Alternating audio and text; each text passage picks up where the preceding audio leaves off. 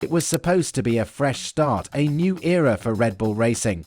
But after just one weekend into the 2025 Formula One season, the questions have already started piling up.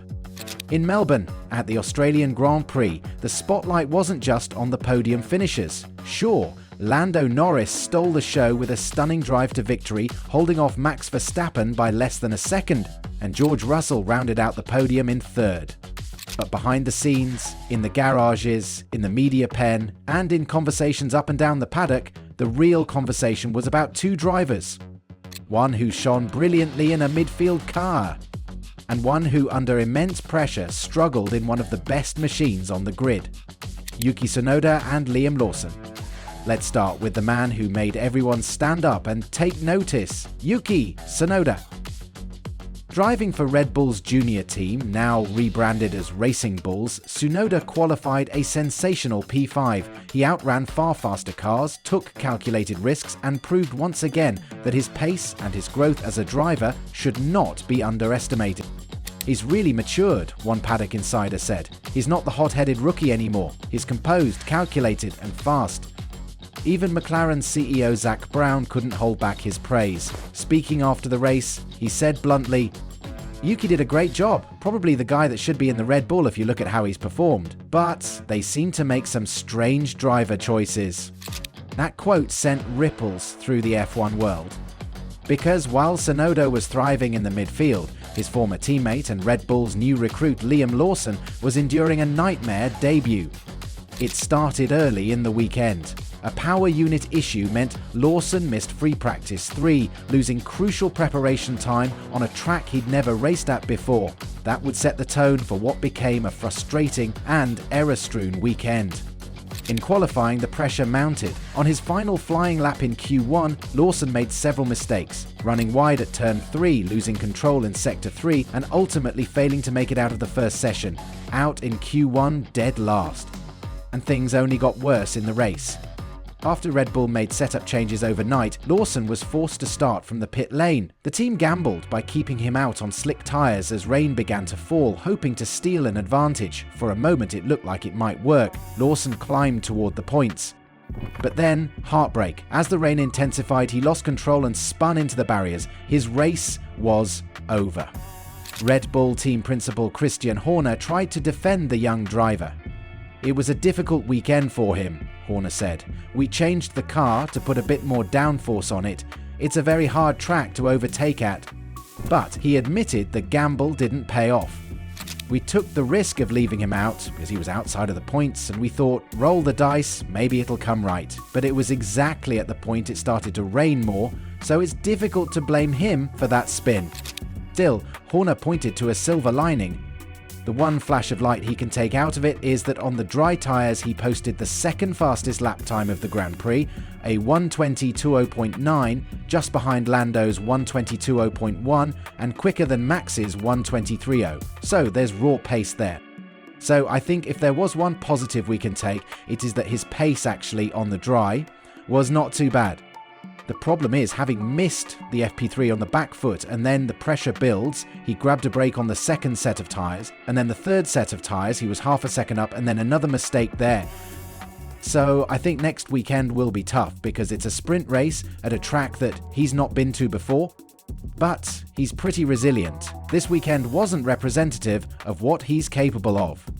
But raw pace doesn't always translate into results. And in a team like Red Bull, where pressure is relentless and expectations are sky high, performances like this raise alarm bells quickly. Sky F1 pundit Martin Brundle summed it up in typically blunt fashion. Red Bull doesn't do cuddles and reassuring words, nor should they at this level. P45S are more their thing if you can't keep Verstappen at least in view from time to time.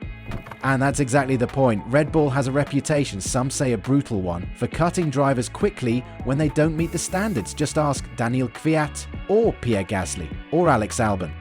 Even Helmut Marko, Red Bull's notoriously tough advisor, hinted that the clock is already ticking on Lawson's performance window. "He wanted to show what he can do," Marko said. "Unfortunately, that went wrong. We have to let him cool down a bit and observe his development over the first 3 to 5 races." That's not exactly a vote of confidence, it's a timeline, a countdown. And Lawson knows it. After the race, he was candid about how tough the debut had been.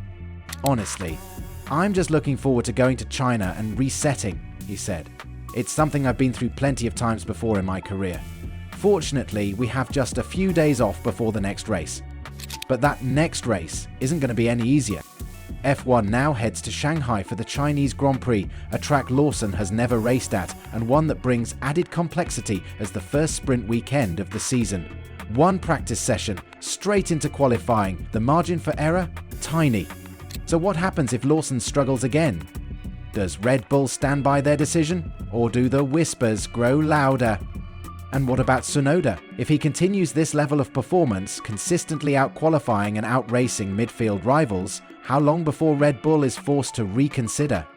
Because in Formula One, patience is a luxury few teams have, and at Red Bull, it's practically non-existent. The Tsunoda vs Lawson narrative may have only just begun, but make no mistake, it's already shaping up to be one of the most compelling storylines of 2025. Despite the setbacks, the team's positive outlook is clear. They're focusing on his resilience and are confident that the next race could bring better results. But next weekend in China, that's another story. The sprint race format and the challenging nature of the circuit could make things tough for the driver. Still, the team believes this weekend didn't fully reflect what he's capable of, and they're hoping for a much stronger performance in the upcoming races. On the other hand, let's talk about a positive result for Red Bull. Coming off the Australian Grand Prix, team principal Christian Horner was in good spirits, especially after securing second place. He noted that they ended up with one place better than expected and pointed out the 18 additional points compared to last year's race. However, it's not all smooth sailing for the team. Horner admitted that setting expectations for the upcoming race in Shanghai is tricky. Historically, China hasn't been a great circuit for Red Bull, even in their strongest days. They've only won there twice in the last 20 years, which shows just how challenging the track can be for them. Despite the difficulties, the team's staying optimistic. They're eager to learn more about their car's performance and potential weaknesses, particularly with the unique demands of the Shanghai circuit. One thing's for sure, the McLarens are expected to be fast, and it'll be interesting to see how the car's balance changes as they tackle this tricky track. So what does this mean for the upcoming weekend? The pressure is certainly on, with China and the first triple header of the season just around the corner. There's plenty to look forward to, and we're sure the drivers will give it their all to adapt and learn as much as they can. And if Melbourne was the first chapter, Shanghai could be the next turning point. Let us know in the comments, did Red Bull make the right call, or did they overlook the wrong driver at the worst possible time?